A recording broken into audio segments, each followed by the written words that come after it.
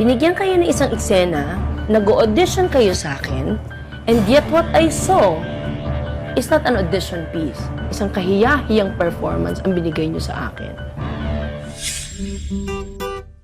Matapos ang paunang auditions, tinipon ni Direk Cathy ang housemates para sa masinsinang pag-uusap. Why did you even join PBB? Dito ko po nakilala yung sarili ko. Wala sa Talaga? bahay. Opo.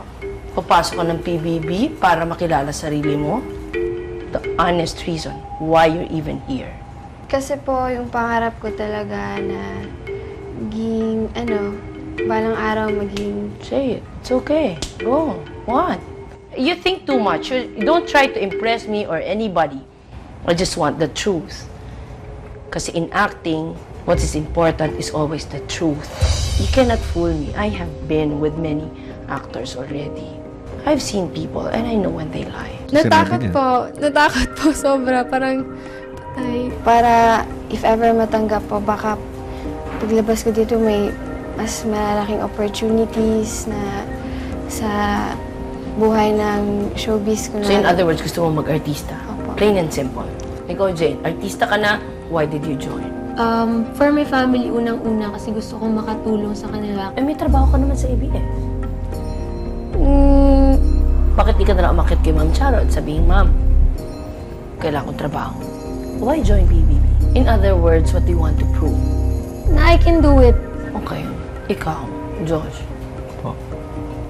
Para ka naman tatanga-tangahan acting. You know the question, why? Pati pakikinig tamad ka?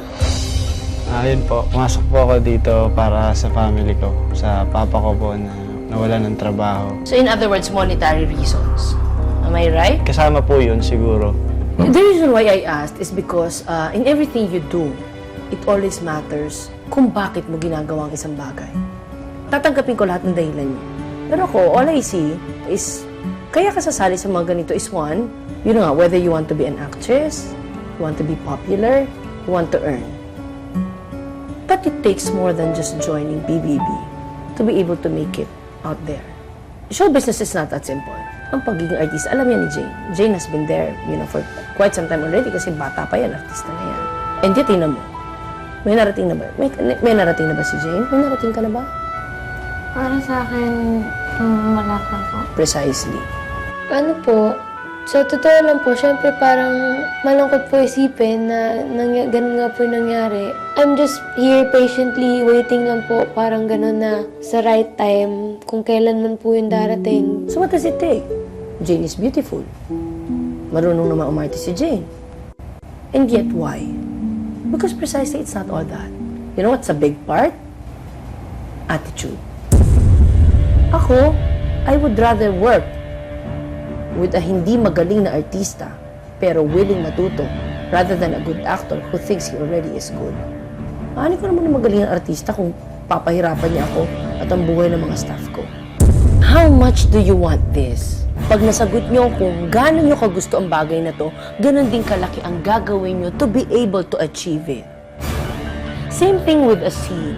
Binigyan kayo ng isang eksena, nag-audition kayo sa akin, and yet what I saw is not an audition piece.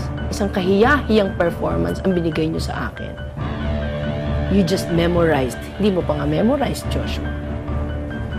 Okay, ang rule ko, whatever it takes, mailabas ko lang ang best sa artista ko. Because at the end of the day, hindi lang ako magbe-benefit nun. It will be the movie and the actors themselves.